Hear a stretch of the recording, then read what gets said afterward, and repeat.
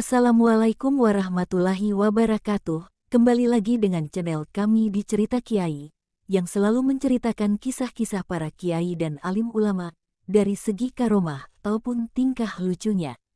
Kali ini kami akan menyuguhkan kisah salah satu kiai karismatik asal Mojokerto, yaitu Kiai Haji Nawawi yang kala itu menangkis peluru penjajah dengan sorbannya.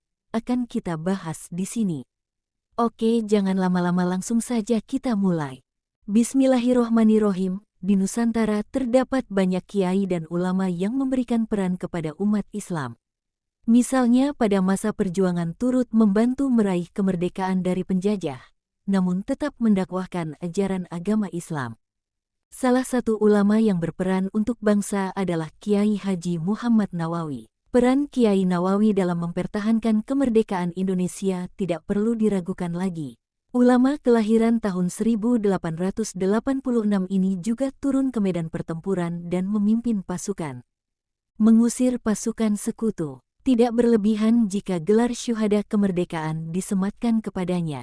Kiai Nawawi lahir dari keluarga sederhana di Dusun Lespadangan, Desa Terusan, Kecamatan Gedek, Kabupaten Mojokerto, Jawa Timur. Sang ayah Munadi dikenal sebagai tukang kayu. Sementara ibunya Siti Halimah merupakan ibu rumah tangga biasa yang taat pada agama. Tidak heran jika Nawawi kecil selalu diajarkan taat kepada ulama. Meski dari keluarga sederhana, Kiai Nawawi sempat mengenyam pendidikan di Hollands Inlandse School Partikelir, HISP, lembaga pendidikan setara sekolah dasar di zaman penjajahan Belanda. Selanjutnya, Kiai Nawawi belajar di Pondok Pesantren Tebuireng, Kecamatan Diwek, Kabupaten Jombang. Belasan tahun menempa ilmu dari Hadratus Syekh Kiai Haji Hashim Asy'ari, Nawawi muda lantas mengasah ilmu ke sejumlah kiai termasyhur di Jawa Timur. Di antaranya Kiai Soleh di Mojosari, Kabupaten Mojokerto, Kiai Zainuddin di Kabupaten Nganjuk, Kiai Khosin di Siwalan Panji, Kabupaten Sidoarjo, bahkan Kiai Kolil di Kademangan, Kabupaten Bangkalan. Beliau mondok sekitar 15 tahun. Selama menjadi santri, Kiai Nawawi dikenal paling rajin mengikuti pelajaran. Pada tahun 1928, Kiai Nawawi dan teman-temannya mendirikan cabang Jamiyah Nahdlatul Ulama Mojokerto. Hanya berselang 2 tahun pasca nur resmi didirikan Hadratus Syekh Kiai Haji Hashim Asy'ari pada tanggal 31 Januari tahun 1926. Ketika itu Kiai Nawawi menjabat pengurus Syuriah. Kiai Nawawi juga rutin turun ke musala-musala untuk melakukan dakwah. Selain menyebarkan ajaran Islam, Kiai Nawawi juga mengajak masyarakat melawan penjajah. Mulai sejak penjajahan Belanda hingga saat Jepang datang ke Indonesia tahun 1943. Ajaran beliau cinta tanah air dan bangsa adalah bagian dari iman, tulis Masrur. Tidak hanya dalam dakwah, Kiai Nawawi juga turun langsung ke medan palagan dalam melawan penjajah. Ketika itu pada Oktober tahun 1945, pasukan pejuang dipukul mundur pasukan sekutu dari kota pahlawan.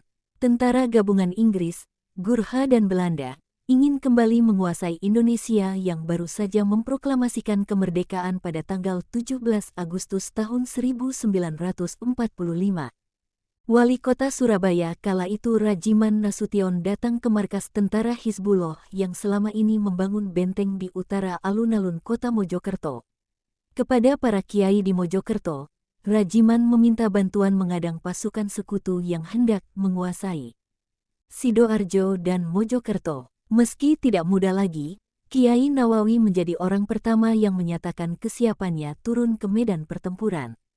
Bersama Kiai Haji Mansur, Kiai Haji Abdul Jabar, Kiai Haji Ridwan serta beberapa pasukan Hizbullah, pasukan Kiai Nawawi masuk ke Sidoarjo. Pasukan ini bergabung dengan pasukan kiai-kiai dari daerah lain di bawah pimpinan Kiai Haji Hasan Bisri. Banyak pertempuran yang kami alami saat itu.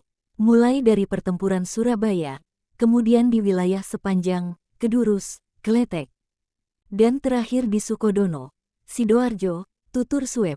Salah seorang santri Kiai Nawawi yang saat itu turut serta ikut dalam perjuangan mempertahankan kemerdekaan. Kiai Nawawi ungkap dia, merupakan sosok pejuang sejati.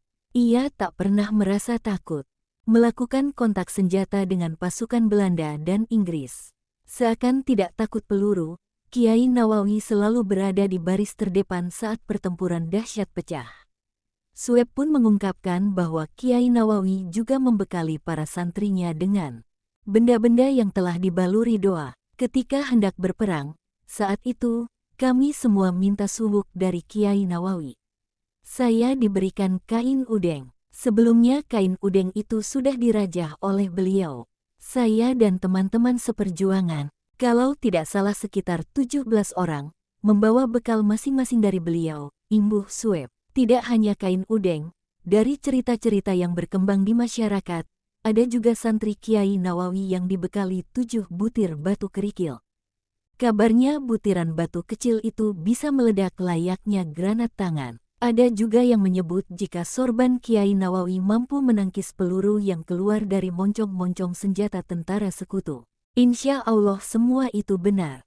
Beliau, Kiai Nawawi, memang memiliki ilmu yang cukup tinggi.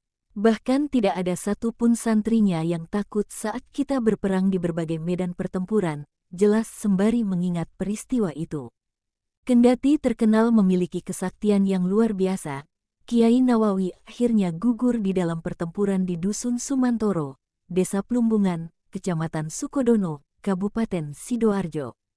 Kiai Nawawi wafat pada tanggal 22 Agustus tahun 1946 usai dihujam bayonet oleh puluhan tentara sekutu yang mengepungnya.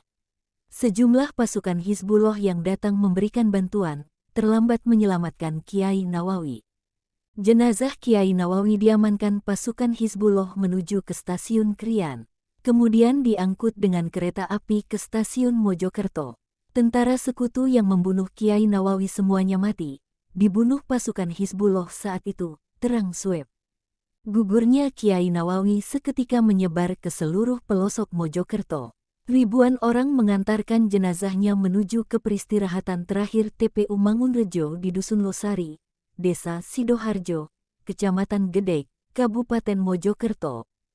Atas jasa besarnya, nama Kiai Nawawi diabadikan menjadi salah satu nama jalan di Kota Mojokerto. Berdasarkan keputusan DPRD Kota Mojokerto Nomor 8, DPRD 67 tanggal 30 Maret tahun 1967. Wallahu a'lam bishawab. Nah, segitu saja pembelajaran kita kali ini. Jika ada kesalahan atas apa yang kami sampaikan, tolong ingatkan kami di kolom komentar. Semoga kalian yang menonton ini diberikan kesehatan dan rizki yang barokah. Akhirul kalam. Wassalamualaikum warahmatullahi wabarakatuh. Wajah tersenyum.